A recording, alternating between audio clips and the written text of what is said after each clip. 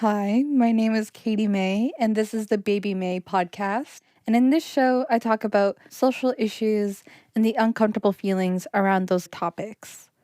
Today, I'll be talking about gender inequality and climate change and the connection between those two topics. I'm really interested in this topic because I work in policy change. And to be specific, I work with this organization called VIDEA. And we all do policy change and many cool workshops and lots of stuff.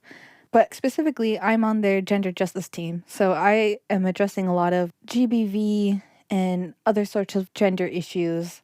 And whenever I do workshops, I make sure that I'm creating and maintaining a safe space where everyone can freely express themselves and their gender.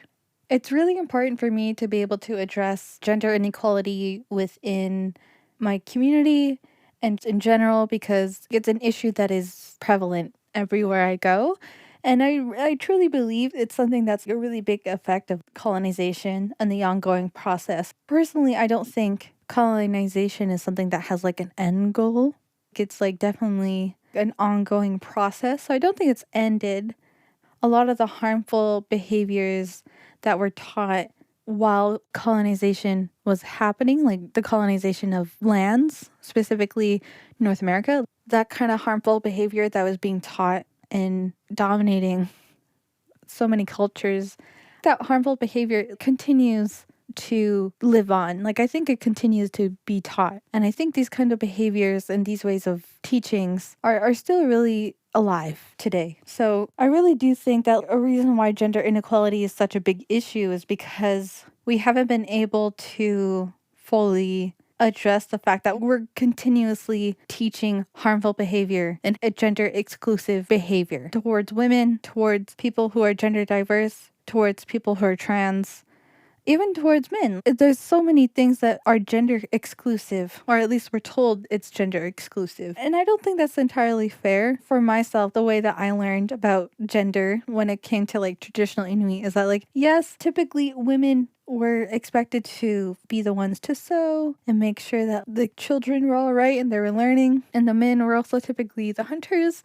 But I also learned that these kinds of roles were interchangeable and they weren't just gender exclusive. There were definitely some things that are specific to your sex. But I'm not here to talk about our sex and our genitals. I'm talking about gender. And I don't think, from what I understand, I don't think gender identity was always tied to what your sex was when it came to traditional Inuit living. There's a word that I learned a long time ago. It's the Inuktitut word for non-binary people, which is sipinik. I hope I'm not pronouncing that wrong. When I learned about this, I saw on a post, and I'll read what the post says. Colonization of Inuit Nunavut intentionally tried to erase the existence of our queer, trans, intergendered, non-gendered, and gender fluid relatives and community members through false history, science, and religion, stating that we didn't have more than two genders. Sila knows queer, trans, intergendered, and non-gendered, and gender fluid people have always been and always will be a part of our culture and a part that has been celebrated and respected. And when I read about that, it really made me interested because growing up, I did learn that there was only two genders, which was based off of your sex. That's the impact of colonization right there. And it tried to erase the fact that Inuit really did respect gender identity.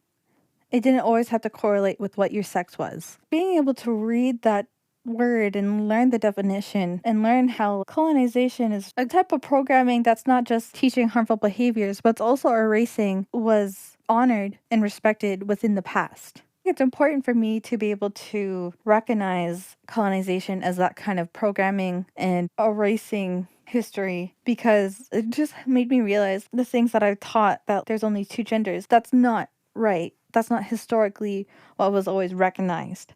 And gender inequality and the lack of respect and tolerance for gender identity and gender expression, those are really prevalent, not just within colonization, but it's across all sectors. And that's also an effect of colonization. The process of having harmful programming across all social sectors, that's a really big impact. And it's hard to get into the nitty-gritty because these are such broad ideas. But specifically, I want to recognize gender inequality within climate change work. Because climate change is definitely a big issue right now, and it has been, because the human impact on the earth has not been entirely healthy. I'm not gonna blame individuals. I think this is more like an issue from like big corporates and just like deliberately those corporations just ignoring indigenous people or the people of that land, wherever they're taking over their land, just ignoring those people and the needs, because I feel like people who are local, especially indigenous people, they know what's best for the land because they've been around and passed down knowledge generation to generation because they've observed the land, they use the land. We live off of the land, not just indigenous people, but all of us. We live on planet Earth. We all need the land. We need the earth. And unfortunately, there hasn't been such great treatment towards the earth. So climate change has been happening at such a rapid pace, and it's really negatively affecting so many communities, especially islands. A really big concern of mine is like sea levels rising, how that may affect islands and parts of lands that are close to water, because how we treat the land is just as important as we treat the water and the air. Like it's all connected. Like I said before, like indigenous people have worked and live off of the land forever, and so much knowledge has been passed down generationally. That knowledge within indigenous communities, that wasn't gender exclusive, and it was kind of like everyone's responsibility to be able to ensure that we're not just taking care of ourselves, but we're also taking care of the land, because in order to take care of ourselves, we really do need to take care of the land. And that requires everyone, no matter who you are. Everyone has the ability to at least care for the land and like understand that it's very nurturing and it's honorable to be able to live off of the land. I think indigenous knowledge and indigenous people's needs are overlooked. I feel like gender inequality within climate work is also overlooked. Not in the same ways, of course, but the harmful experiences of women and gender diverse people are minimized. And sometimes women or gender diverse people are not taken seriously because based off their gender, they may not be seen as someone who has the role of taking care of the land and having knowledge of the land. It's hard for many women and gender diverse people to be taken seriously when it comes to climate work. I just want to talk about some of the impacts of gender inequality and climate change within Nunavut, specifically Iqaluit, because that's where I live. A good place to start when it comes to talking about gender inequality and the land is talking about the gender norms and food production. Earlier, I said that women, like Inuit women, traditionally were expected to be like the nurturing role for children. So that also meant that they had to produce food. Typically, the men were hunters, which would provide the food, but in terms of distributing and preparing the food, that would be seen more as typically a woman's role. And that's not just within Inuit culture. I feel like that's quite common across many cultures. Unfortunately, with the impacts of climate change going on today, there's really limited access to food. And that's causing a really big issue with food insecurity. Food insecurity is not just about the amount of food that's being distributed, but it's also the cost of food. Unfortunately, the high cost of northern living, it keeps increasing as the years go by. And the north really depends on global access to resources and food and many other materials for community development. And unfortunately, because of climate change, access to those kinds of resources and foods are being limited. So the cost is getting higher. So it gets really hard to be able to provide food. And when it comes to Inuit who hunt and provide food that way, unfortunately, there's many negative impacts of climate change going on within our own homelands as well. There's not as much safe access to our environment and animals for food and traditional practices because there's so much pollution going into our waters and land and air, and it's really affecting the whole food chain. I'm not certain if there's studies about the food chain affecting people. I'm not too sure of that, but I am really interested in getting to learn about that. I have heard about fish being sick because of mercury in the water. I could be wrong, but I just know that like the waters were polluted and the fish got sick. And I believe that seals and other things that ate fish also were getting sick. I am concerned about the well-being of not just our animals, but the people who depend on being able to hunt these animals. And hunting our animals is not just for food, but it's for traditional practices and for financial gain. Because like I said, the high cost of living in the north is it's increasing more and more. And it's really overlooked. If you're not from Nunavut, you may overlook how much people financially depend on safe access to our environment and to our animals for that financial gain. And it's not just the animals, but like it's getting really difficult to be on the land and to have a safe environment for the communities because it's getting more difficult to deal with the permafrost melting because a lot of the lands are getting flooded. I mean, when the snow melts, and there's a lot of snow when it melts, of course, there's going to be a lot of water, but specifically the permafrost. But before I get into that, I guess I should give a definition. My bad. I didn't mean to get ahead of myself, but I do find this to be a really interesting topic. So, permafrost is any ground that remains completely frozen or colder for at least 2 years straight. And so, Nunavut, there's so much permafrost, but unfortunately, the permafrost is melting, and that's under the ground. And when it melts, it creates like super muddy, wet, just gross land. And it could create a sinkhole. And unfortunately, within the communities, within the towns, and even outside of the towns, just on the land, a lot of sinkholes are forming.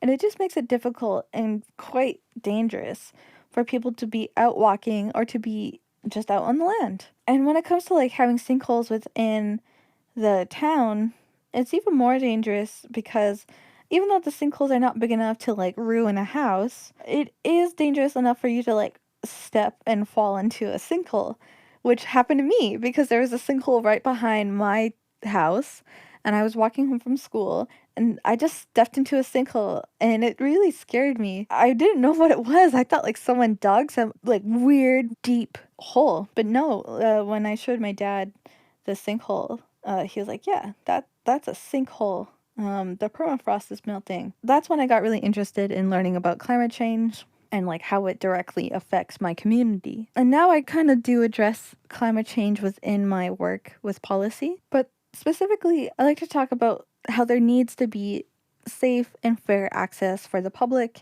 to talk about the issues of climate change and highlighting women's empowerment because the well-being of our communities depends on healthy relations between one another. And I think having healthy relations between one another just requires a general sense of acceptance, welcoming, and being able to like tolerate and celebrate one another. In order for that kind of relation to develop between our community, there needs to be active listening with the experiences of Inuit and also listening to women and gender diverse people who are talking about the land and who work in climate change. I think it's just really holding us back in terms of climate work and addressing the issues that we need to address and doing the work that needs to be done. The discrimination against Indigenous people and against women and gender diverse people, like that's really holding us back from doing what we need to do when it comes to climate change.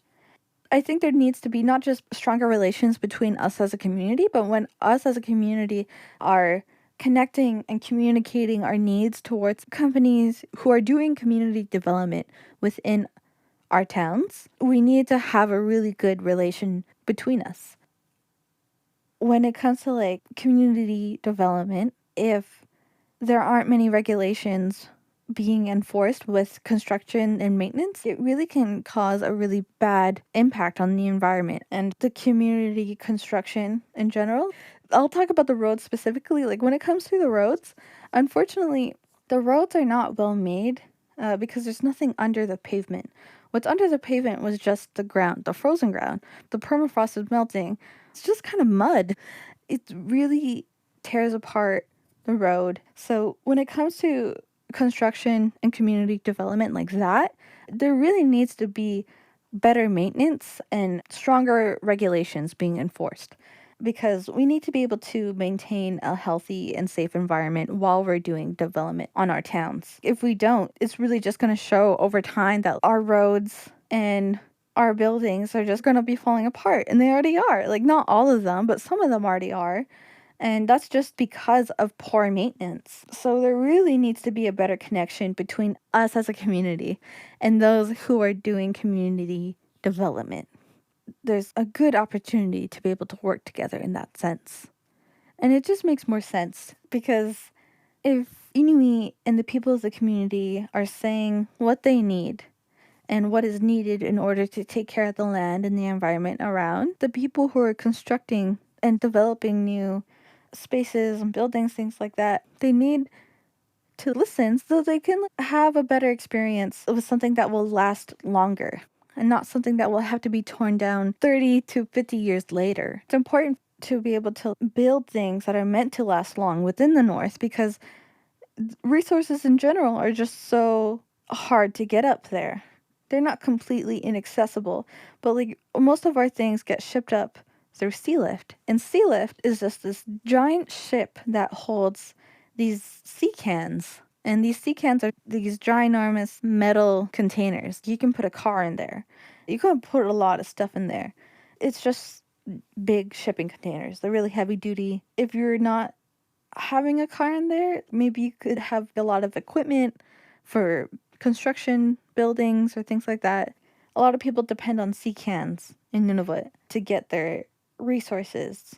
You can also get food and stuff like that, but it's more common for like big equipment that can't be flown up there or whatever.